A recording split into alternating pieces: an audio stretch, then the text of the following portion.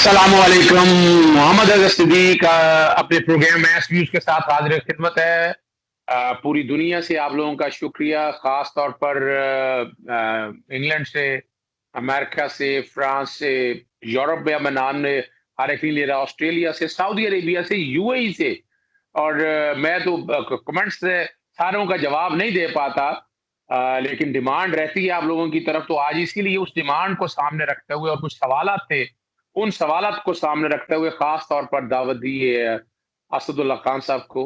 Senior anchor person है, journalist हैं। मैं इसको स्टेट्समैन भी कहता हूँ, मुहब्ब वतन भी कहता हूँ, मैं बवांगे दोहल कहता हूँ। चंद लोग हैं, हम इंटरेक्शन इसलिए रहता है कि एक जरा ज़हन मिलते-जुलते हैं आपस में। आज खास तौर पर 2 इश्यूज़ के लिए असद आपको दावत दी है। सबसे पहला सर। इश्यू है सबसे पहला जो इश्यू है वो है सिद्दीक जान साहब के हवाले से। जो रवैया जस्टिस काज़ी फ़ाज़ी साहब ने रखा है, और उसपे बहुत से लोगों को एतराज़ भी रहा, हमारे साथियों को भी रहा, लेकिन बहैसियत ह्यूमन बीइंग उसपे बड़े एतराज़ात हैं, और उन्हें ज़ेब नहीं देता था बहैसियत चीफ जज of the supreme court of Pakistan के। एरोगेंसी अच्छी नहीं होती, रब रब पाक को गुरूर पसंद नहीं है किसी तरह से भी। हुँ। एक से उस सिलसिले में बात करनी है। दूसरा, जो नैब का एक बयानिया यानी सारा फेंकने की कोशिश कर रहे हैं, और ख़ास तौर पर बशीर मेमन जैसे लोग आकर वो एक नया रंग देने की कोशिश की, और मेरे पास एक खबर है, वो मैं शेयर करता हूँ बाद में। लेकिन सबसे पहला जो मामला है ना, सिद्दीक जान साहब और जस्टिस काज़ी फ़ायज़ी साहब, और अब कई लोग तो जो कहते हैं, वो तो कहते हैं कि जस्टिस काज़ी फ़ायज़ी साहब बतौर साइल जो रवैया उनका रहा, तो उनसे इसी तरह के रवैये की तवक्को थी। उन्होंने कोई अनोखी चीज़ नहीं की है। जिस तरह की हुँ। बातें की हैं उन्होंने, किस-किस को नहीं छोड़ा, क्या-क्या बातें नहीं की हैं। मैं जो कि सुप्रीम कोर्ट का media adviser coordinator supreme court रहा हूँ, लॉयर्स रूम में आप लोगों से मुलाकात रही। सुप्रीम कोर्ट में तकरीबन तमाम जर्नलिस्ट कम्युनिटी से हुई। तो कुछ अर्सा में जब मैं बाद में ख़ास तौर पर सिद्दीक जान को जब मेहनत करते देखा, तो कल का बच्चा आगे बैठा होता था और खबर ब्रेक करके खबर बनाना जानता था। मेरी आँखों के सामने इसने बड़ी मेहनत की है, बहुत मेहनत की अच्छा। है, और यही वजह है कि शायद इसे, और इसने बैसाखियाँ नहीं ढूँढी। जजों की पीआरओ नहीं ढूँढी इसने। इसने कोई ये नहीं अपना, वरना तो आपके यहाँ जिन-जिन का लोगों का नाम लेके, जिनका लोगों का नाम अपने प्रोग्राम में लिया, उनका कहीं न कहीं ताल्लुक है, उनके घरों में जाते हैं, आप अंदाज़ा लगा लें ना। आप अंदाज़ा लगाएँ, एक तरफ तौहीन अदालत की प्रोसीडिंग शुरू की हुई है जस्टिस अपने सुप्रीम कोर्ट ने, और जस्टिस काज़ी फ़ाइज़ साहब अपनी बेगम साहब के साथ उनके घर जाते हैं यार। यानी ये हुँ। तो बड़ी कुन बात है। आप क्या राइट। समझते हैं कि क्या, यानी मैं एक प्रोग्राम, मैंने इस अपना प्रोग्राम किया मैंने, कि जजेस की तैनाती का निज़ाम बदलना चाहिए। आर्टिकल जी। 190 में तरमीम करके जो 62 और 63 के पैरामीटर हैं, यानी पार्लियामेंटेरियन बनना, उसके लिए सगेशियस, राइटस, ऑनेस्ट, अमीन, और आपके लिए फिर दोहरी शहरियत नहीं होनी चाहिए, टैक्स डिफॉल्टर नहीं होना चाहिए, लोन डिफॉल्टर नहीं होना, तौहीन अदालत में सज़ा नहीं होनी चाहिए। लेकिन एक जज बनने के लिए कोई पैरामीटर नहीं है। आप क्या समझते हैं कि जस्टिस काली फ़ाज़ ईसा को ये रवैया इख्तियार करना चाहिए था सिद्दीक जान साहब से? बिल्कुल सही है। आज़ाद सिद्दीक साहब, बात ये है कि एक तो आपने बात की सिद्दीक जान की मेहनत के हवाले से ना, तो मैं सिर्फ़ एक जुमले में उसका तारुफ़ कराना चाहता हूँ मेहनत के हवाले से। ये 2015 की बात है, मैं इस्लामाबाद से शो करता था और 7 बजे का शो करता था। पहले 8 बजे का करता था कुछ अरसा और फिर 7 बजे का शुरू कर दिया। और सिद्दीक जान उन दिनों 10 बजे की टीम के साथ सोशल मीडिया कोऑर्डिनेटर के तौर पर आया, बाद में फिर वो रिसर्चर बना, फिर वो टीम की जान बन गया पूरा, और जिस टीम में भी गया। अच्छा, उस वक़्त होता ये था कि सिद्दीक जान अपनी दूसरों की मदद करने की नियत से, या उसके अंदर जो फ़ितरी तौर पर जज़्बा मौजूद है, वो मुझे भी कहता था कि जी आप प्रोग्राम में ये चलाएँ, ये देखें क्लिप मैंने निकाला है, ये कर दें। 8 बजे वालों को भी सपोर्ट करता था और अपने 10 बजे के शो को तो करता ही था। अच्छा, अब होता ये था कि हम जब निकलने लगते थे रात को 10-11 बजे, तो हम कहते थे कि सिद्दीक चलें?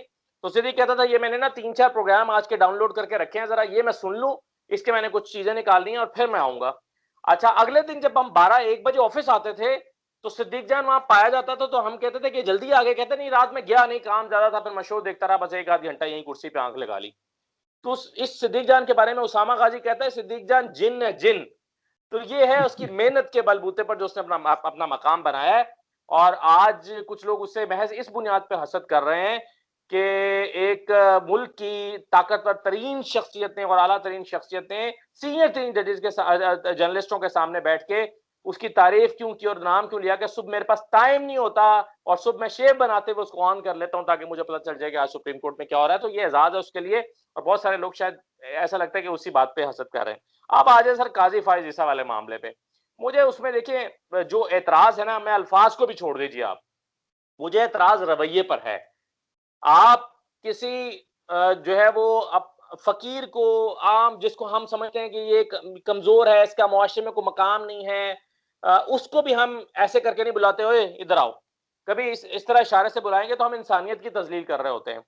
तो जज साहब, आपने सुप्रीम कोर्ट, मैं भी जाता हूं, आप तो खैर जाते ही हैं, जो लोग वहां जाते हैं उनको मैं बता दूं कि ये रोस्टम है, और यहां से हार्डली आप 10 कदम उठाएंगे तो वो डेस्क आ जाता है जहां जर्नलिस्ट बैठते हैं।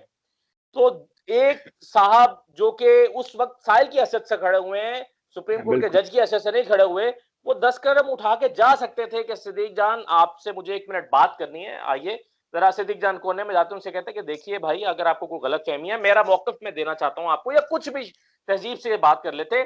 जब आप ये कहते हैं किसी को कि तुम मुसलमान हो, सच बोला करो, तो मैं आजम साहब नहीं आपसे यार, पूछता हूँ, किस चैनल में काम करते हो? पहला कहाँ होते हो? सवाल है, तुम नहीं नहीं, किस कहाँ चैनल में होते हो? कहाँ होते हो? आप कहाँ अंदाजा होते हो? लगाए क्या ना। करते हो? यानी जो ये सियाको सबाक से हटाकर चीजों को मिलाना चाहते हैं कि ऐसा नहीं है। उनका पहला सवाल इस बात का सबूत है कि वो इंसल्ट करना चाहते थे, वो तज़हीक चाहते थे उसकी। वरना तो अगर यही पूछता है, साहब ही कह देते सच बोलो। यानी बुला के पूछ के कहाँ होते हो, फिर उसके बाद पूछते हो मुसलमान हो, फिर कहते हो सच सच बोला करो। वो भाई क्या सच बोला करो? क्या कहना चाहते हैं आप? आपके माइंड में जो आप कहना चाहते हैं वो सच है। जो आप बोल रहे हैं वो आप समझते हैं कि 22 करोड़ अवाम को वो हजम हो जाता है। और जो जिस तरह आप अंदाजा लगाएं, असद यानी यहाँ अगर मैं वैसे तो सदीक जान ने मेहनत करके अपना स्टेचर बहुत बड़ा कर लिया हुआ है, लेकिन अगर कंपैरिजन को हम सामने रखकर देखें तो हम आम आदमी को समझ आ जाती है कि बड़ा आदमी वही है जिसको लोग पसंद करते हैं। आप अच्छा, ट्विटर में देखें, टॉप ट्रेंड चलता रहा, और वो कल का बच्चा कहते हैं ना उसको, कल का बच्चा आया और आके सिर्फ और सिर्फ अपनी सदाकत। वैसे आज़ाद साहब, मैं ये कहता हूँ कि आपको किसी दूसरे को तस्लीम कर लेना चाहिए। ये आपका भी बड़ापन होता है कि अगर कोई बड़ा हो गया है, उसने अपना कद बड़ा किया अपनी मेहनत से या किसी भी वजह से, आप उसको तस्लीम कर लें, ये आपका बड़ापन है। तो ये आप उसको तस्लीम कर देना चाहिए। और मैं दो सिर्फ नुक्ते उठाना चाहता हूँ आज़ाद साहब, मुख्तसरन। वो ये है, एक तो वो जो आप, मैं बात मुकम्मल कर लूँ, वो जो आप इस्लाम की बात कर रहे थे, तो मैं आपसे सवाल करने वाला था कि जब आप हलफ लेते हैं कोर्ट में, किसी से कोई गवाह पेश होता है, आप क्या कहते हैं कि अगर तुम मुसलमान हो तो सच बोलना, और अगर मुसलमान नहीं हो तो झूठ भी बोल सकते हो, कोई मसला नहीं है। यानी क्या सच बोलना है सिर्फ मुसलमानों की, इस्लाम की मीरास है? क्या हिंदू मजहब में, ईसाई मजहब में सच बोलने की गुंजाइश है, झूठ बोलने की गुंजाइश है? क्या वहां पर जो बाकी मजाहिब हैं वो झूठ बोलने की इजाजत देते हैं? तो इसका ताल्लुक अखलाकियात के साथ है, इसका ताल्लुक मजहब के साथ नहीं है। सिख मजहब में भी सिगरेट पीना भी हराम है। और मुझे किसी ने बताया कि मैं एक दफा प्रोग्राम कर रहा था जहां पर कच्ची शराब पीने से लोग मर गए, तो वहां पर एक हिंदू कम्युनिटी के जो है वो लीडर थे, वो कहते हैं कि हमारे मजहब में भी शराब पीना हराम है, ये मिसकंसेप्शन है कि शराब पीते हैं। तो बुनियादी अखलाकी चीजें, इसको इस्लाम के साथ, मजहब के साथ ये तौहीन और तज़हीक नहीं करनी चाहिए थी। एक और बात मैं आपको कहना चाहता हूँ, वो ये है कि देखिए, जो लोग कह रहे हैं कि काजी फाइज साहब समेत, काजी फाइज साहब ने कहा कि जो है वो सच बोला करो, यानी कि तुम झूठ बोल रहे हो। अच्छा, अब देखिए, सिद्दीक जान ने जो चीजें अपनी पिछली वीडियोस में, पिछले 5-10 वीडियोस अगर आप निकालें उनकी, तो उन्होंने क्या शो किया, उन्होंने क्या पढ़ के सुनाया? उन्होंने डॉक्यूमेंट्स में से पॉइंट्स निकाल के दिखाए हैं। वो डॉक्यूमेंट जो काजी साहब की अहलिया ने अपनी दरखास्त के साथ लगाए थे, उसको उन्होंने पढ़ा है, जिसके बाद वो बाद में चाहते थे कि ये उसका हिस्सा ना बढ़े, इसको पढ़ा ना जाए। वो उन्होंने एक एक पॉइंट लिख के पढ़ के सुना दिया। मैं ये अपने दोस्तों से कह रहा था, वो जो तमाम दोस्त सिद्दीक जान की मुखालफत कर रहे हैं, कि आप बैठिए, उसकी वीडियो देखिए और एक वीडियो बनाइए। तजवीज दे रहा हूं, आप कहें सिद्दीक जान के 3 झूठ, सिद्दीक जान की 4 गलत बयानियां, सिद्दीक जान के 5 ऐसे पॉइंट जो उसमें डॉक्यूमेंट्स में थे ही नहीं और सिद्दीक जान ने अपने पास से कह दिए। झूठा साबित कर देना, आप पॉइंट्स दें। आप कहेंगे जी ये पॉइंट तो इसमें ये डॉक्यूमेंट रख दें, ये पूरा डॉक्यूमेंट है, इसमें ये नुक्ता ही नहीं है जो सिद्दीक जान अपनी वीडियो में बता रहा है। मैं हल्फन कहता हूं, मैं उसे झूठा करार दूंगा और मैं कहूंगा सिद्दीक जान झूठा है। ठीक है, तो आप फिर बाद में ये बहस खत्म हो जाएगी कि सिद्दीक जान ने सच कहा है और झूठ कहा है। और आखिरी बात ये कि वो जो कहा ना उन्होंने, एक हमारे दोस्त ने ट्विटर पे, कि भाई इस पे नाराज होने की तो कोई बात नहीं थी, सिद्दीक जान को तो उन्होंने नसीहत की थी कि सच बोला करो। तो मैंने उनसे कहा फिर अपनी वीडियो में, मैंने कहा कि अगर आपसे वो कोई बुलाकर कहे बात सुनो इधर आओ, साफ कपड़े पहना करो, तो ये नसीहत नहीं है, ये तज़ीक है कि तुम गंदे कपड़े पहनते हो, ये उसकी तज़ीक है। तो ये रवैया देखना चाहिए, अल्फाज देखने चाहिए। बाज औकात सर बात कुछ भी नहीं होती, रवैया गलत होता है। हम कहते हैं तू गल किस तरह करना है, तू बोलना किवें है, यानी कंटेंट बात और वो पीछे रह जाता है। लहजा, जबान और मिजाज और रवैया ये काउंट करता है, तो बाकी बातें तो बाद में आती हैं सर। अच्छा, मैं अब देखें ना, अब ये बातें आपने ऐसी छेड़ दी हैं, अब नैप पे तो फिर हम एक अलग प्रोग्राम करेंगे इसी में, जो कि अब आपने कंटेंट छेड़ दी है, और वो जो कंटेंट बड़े मजेदार है। यानी मैं, चूंकि मैं बेसिकली मैं एक अर्सा टेक्स्ट का काम करता रहा हूँ, तो टेक्स्ट की पंजाबी में कहते हैं इफ एंड बट्स या इची बिची, मुझे बड़ी अच्छी तरह से पता है। और जो जो बात है ना, सदीक जान की जो वजह है कि वो जो चीजें आप कारपेट के नीचे छुपाना चाहते थे, वो जो 3 सवाल पूछे गए थे जवाब नहीं देना चाहते थे, वो जो रिपोर्ट के मंदरजात है वो नहीं बताना चाहते थे, सदीक जान की गलती ये है, कसूर ये है, ये उसने झूठ बोला कि वो सच बता दिया। आप मिसाल के तौर पर, मैं यहाँ 2-3 बातें करके आपसे पूछे क्या ये नहीं बताना चाहिए था बेजरा, अब या सदीक जान की जगह तसव्वुर कर लें, अगर सिद्दीक होता या आप खुद होते मिसाल के तौर पर, उस रिपोर्ट में लिखा हुआ है 4 अहम इश्यूज है कि प्रॉपर्टीज 2003 या 4 या 2014 में खरीदी गई, उनका मनी ट्रेल नहीं है। नंबर 1, फॉरेन करेंसी अकाउंट में पैसे मौजूद होंगे बाहर भेजने के हवाले से, लेकिन उनका मनी ट्रेल नहीं है। दूसरा बड़ा अहम सवाल है, बड़ा अहम सवाल है कि वो आपने, अगर आपके पास ये प्रॉपर्टियां खरीदी थी तो उस वक्त डिक्लेयर क्यों नहीं की? जिस साल आप खरीदे उस साल डिक्लेयर क्यों नहीं की? और हम उसे कहते हैं वेल्थ रिकंसिलिएशन स्टेटमेंट। आप बताते हैं कि 100 रुपया मेरे पास मैंने कमाया, 50 की प्रॉपर्टी खरीदी थी, 50 मेरे पास बच गए, तो 100 में से आपके पास 50 आप बच गए, 100 में से 50 की प्रॉपर्टी आपने खरीद ली। तीसरा अहम इशू ये था कि आपकी जरिए आमदन थी, एग्जम्पशन आपने डिक्लेयर क्यों नहीं की? आपने वो आपने नहीं डिक्लेयर की। अगर आपकी सैलरी थी, अगर प्रॉपर्टीज बेची थी, वो आपने डिक्लेयर नहीं की, तो सोर्स तो आपके पास ये अगला। और अगला सवाल ये है कि ये इनकम टैक्स की रिटर्न्स और वेल्थ स्टेटमेंट आपने फाइल तब की जब रेफरेंस शुरू हो चुका हुआ था। 25 जनवरी या 30 जनवरी को मैंने बाकायदा, वही शहजाद बेट मेरे साथ मेरे मेरे प्रोग्राम में मौजूद थे, उन्होंने नेट से निकाल कर दिखाई कि ये जनवरी 2020 में रिटर्न फाइल की और प्रॉपर्टीज डिक्लेयर कर दी। अब ये सारी ये देखे ना, it's well written on wall. इस आपने बड़ी जबरदस्त बात की, मैं फिर दोहरा रहा हूं, क्योंकि हमारा प्रोग्राम जब हमारे नाजरीन देख रहे होंगे तो हमें पता होना चाहिए कि सदीक जान ने क्या क्या बताया, उसने कहा झूठ बोला, कहा यानी जो उसने कहा वो सच है। मैं कह रहा हूं इस बात को कि उस रिपोर्ट को सामने रखकर देख लें, उसमें से एक भी बात गलत, यानी यानी एक जगह, पहला जो 3 जवाब फाइल करती हैं, पहले जवाब में वो कहती हैं कि पहली प्रॉपर्टी सारी उन्होंने खरीदी, बाकी 2 प्रॉपर्टी में 50-50% शेयर है।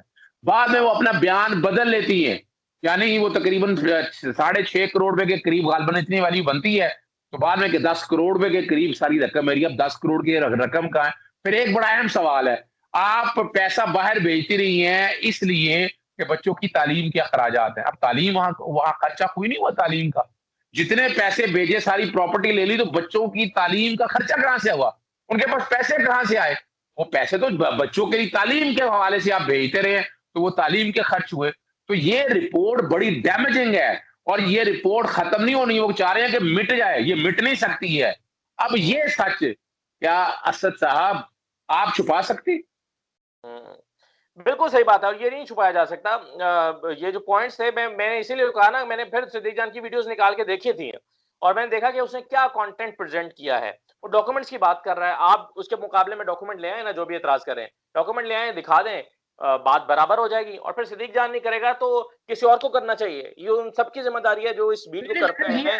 मैं बता दूं, मैंने अपने प्रोग्राम में ये सारी बातें डिस्कस की हैं। हमारे दोस्त हैं इमरान वसीम, आप जानते हैं उनको, इमरान वसीम ने भी ये सारी बातें की हैं। अगर ये कहना कि सिर्फ सदीक जान ने किया है, भाई मैंने भी किया है, मैंने ये सारी चीजें सारी सामने रखी हैं मेरे साथ वही, और हमने तो बकायदा इनकी इनकम टैक्स रिटर्न्स वगैरह दिखाई। यानी असल मसला है ना, सच करवा होता है, तो खटकता है दिल यज्जा में कांटे की तरह। अब प्रॉब्लम यानी वो, यानी कहना उन्हें चाहते थे सच तुम बोलो, भाई सच बोल दिया है, उस सच को हजम करो, उसको फेस करो। वो जो कह रहा है वो सच है, अगर वो झूठ बोल रहा है तो इधर आओ, इधर आओ, मुसलमान हो, सच बोला करो। ओ भाई, उसने एक बात कही है, ये देखो, ये है डॉक्यूमेंट, ये है रिपोर्ट, मेरे साथ बैठ जाओ, मैं तुम्हें समझा देता हूँ। उन्होंने आज तक तो आप इमेजिन कर रहे हैं, 2 साल जब तक ये रेफरेंस चलता रहा, वो सबूत कोई दिया? मनी ट्रेल को फैला के बड़ी बातें की। मिसेस सरीना ईसाई वी लॉग पे आए, उन्होंने कहा मैं वीडियो पे करूंगी, मेरे पास मेरे पास डिटेल ये है वो जराए, लेकिन वो सारा कुछ नहीं दिया। तो यहाँ जो बात आप देखें ना, हम और आप सारे इस वक्त सदीक जान की फेवर में इसलिए खड़े हैं कि यार इस मुआशरे में सच बोलने वाले की जुबान मत बंद करो। आप बड़ी बातें करते हैं ना, ये क्लास सारी, तो ये सारी बड़ी बातें करती है, पाक फौज में बात करनी हो, सब पे बात करनी हो, खुल्लम खुल्ला बात करती है। तो क्या वो सीक्रेट काओ है? भाई सच बोला है, आर्टिकल 19 के पैरामीटर्स में रखकर बोला है, तो आप रोक नहीं सकते। मैं आपको वैसे पर्सनल पता नहीं सिद्दीक जान इससे नाराज ना हो, मुझे उसने कहा, बताया कि मैं उसकी परमिशन के बगैर अब ये बात डिस्क्लोज कर रहा हूँ, वो चूंकि दोस्त है चीजें शेयर कर लेता है। तो उसने कहा कि बड़ा इसरार किया गया उसको एक आला हुकूमती शख्सियत की तरफ से कि आप पीटीवी पे प्रोग्राम करें और पीटीवी पे जो है वो चीजें आप स्लॉट ले लें, अच्छी सैलरी देते हैं और ये वो करें।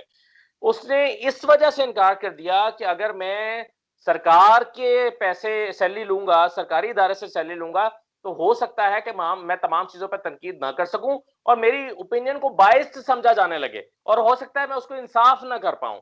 तो आप ये देखिए ना, वो एहतियात का दामन इस हद तक जो है वो रखता है। और दूसरा एक नुकता और है आजर सिद्दीक साहब, वो ये है कि आप तो हम नाम भी है, वैसे आप दोनों के नाम में सिद्दीक आता है, तो हम सच की बात ही कर रहे हैं। तो एक एतराज उस पर यह हुआ कि जब सिद्दीक जान अच्छा, देखिए मजे की बात क्या है, एक साहब उन पर इल्जाम लगा रहे हैं कि उन सिद्दीक जान को तो जज साहब ने कुछ कहा ही नहीं, वो तो नसीहत की थी। वही साहब आगे जाके कह रहे हैं एक और अपनी ट्वीट में कि सिद्दीक जान का रंग जर्द हो गया, उसके मुंह में जुबान ऐसा लगता था नहीं थी, उसके मुंह से एक लफ्ज ना निकला। भाई अगर उन्होंने सिर्फ नसीहत की थी तो उसका रंग जर्द क्यों हो गया? और फिर ये जो कहा जा रहा है कि जी वो अपनी कुर्सी पर जाके बैठ गया और कोई जवाब ना दे सका, ये उसकी तरबियत है। मैंने आज तक उसको किसी सीनियर के सामने अपना पसंदीदा बात पे भी जवाब देते नहीं सुना। वो चला जाता है छोड़ के, वो चला जाता है, वो उसका फोन ऑफ कर देता है, उसे बात नहीं करता, राब्ता खत्म कर देता, जवाब नहीं देता, बदतमीजी नहीं करता बड़ों के साथ। तो ये जो है, और वो मैंने बहुत सारी जगहों पर, चूंकि मैंने इकट्ठे काम किया है, तो मैंने ये देखा है जहां पर नापसंदीदगी होती है वहां से वो छोड़ के चला आता है। तो ये नहीं मगर करता कि वो किसी को जवाब दे। हालांकि मैं समझता हूं कि शाइस्ता अंदाज में, शाइस्तगी के दायरे में रहते हुए काजी फाइजा साहब को जवाब देना चाहिए तो, और कहना चाहिए था कि सर आप अगर निशानदही कर दें, आप निशानदही कर दें कि मैंने कहां कहां झूठ बोला है, तो मैं उसकी मुआफी मांगूंगा, उसकी तस्हीह कर लूंगा एक वीडियो में। जैसे कि हम सब कहते हैं, जर्नलिस्ट भी कहते हैं, कोई अपना मौकफ लेकर आ जाता है कि नहीं नहीं ऐसा साहब आपने तो वीडियो में गलत बात कर दी, मैंने कहा आप इसकी तरदीद कर दें, मैं कल की वीडियो में क्लैरिफाई कर दूंगा। ऐसे ही हम सब करते हैं। तो सिद्दीक जान ने शायद और ज्यादा एहतियात की कि मोतबर हैं, बड़े हैं, सीनियर हैं, उनके सामने 10 लोगों के सामने अगर मैं जवाब दूंगा तो और चीज बाहर निकलेगी। तो वो मेरा ख्याल है ये उसकी तरबियत का असर है जो उसने जवाब नहीं दिया। ये ना समझिए कि मुंह में जबान नहीं है, वरना क्या बात नहीं आती, वरना हाँ, क्या बात कर रहे हैं। ये बहुत जबरदस्त है आसिफ साहब, बहुत शुक्रिया। ये इस प्रोग्राम का मकसद ना किसी की तजलील है ना तजहीक है, सच बोलना है, सच बताना है। तो जो उन्हें नसीहत की गई, मुसलमान हो, सच बोलो। तो हमने इस प्रोग्राम में अल्हम्दुलिल्लाह हम मुसलमान हैं और हम सच बोल रहे हैं। इजाजत दीजिएगा। अस्सलाम वालेकुम, खुदा हाफिज, पाकिस्तान जिंदाबाद।